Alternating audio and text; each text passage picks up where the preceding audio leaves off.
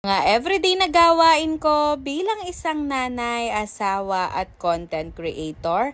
Hello mga Marites! For today's video, napakaganda nga ng gising ko dyan dahil napahimbing yung tulog ko. Ay Diyos ko, biglang ang nagbago yung mood ko nung nakita ko na yung kalat dito sa bahay namin, no ko? Bago ako matulog, malinis yung lababo at flooring namin. Anong nangyari? Pero gising na ako pero parang binabangungot ako.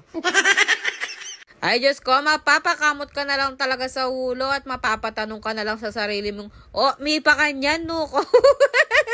Mga oras nga na yan, mag-aalas 6 na ng umaga at balak ko sanang magputak-putak para magising yung asawa ko. Pero na-realize ko kasi natutulog pa yung mga kapitbahay namin, potable yun ako. Kaya kahit inis na inis ako dyan, binunton ko na lang sa paglilinis. Dahil kahit magputak-putak naman ako, wala din namang mangyayari. Ako rin namang maglilinis nito, no ko, ne? Habang nga naglilinis ako dyan, napakatahimik ko dahil sa mga oras na yan, kinakausap ko yung utak ko kung ano bang gagawin ko sa asawa ko. Ay, syempre, hindi naman tayo papayag na ganun-ganun na lang. Ano siya? Sinuswerte? No, no, no, no, no. Antayin mo ang ganti ni Marites, no ko.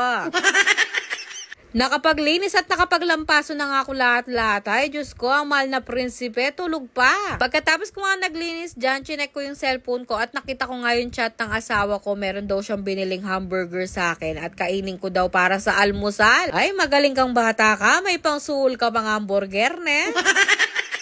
Ay, akala niya siguro madadaan ako sa pa-hamburger. Ikaw ang magluto ng lunch mo, balamga lang.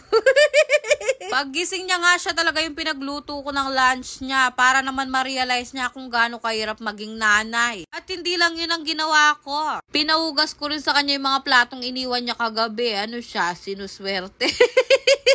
Pero in fairness naman sa asawa ko, hindi siya nagre-reklamo. Dahil kung ako yung naghugas ng plato dyan, ay Diyos ko, napakaingay ng bahay namin, panigurado.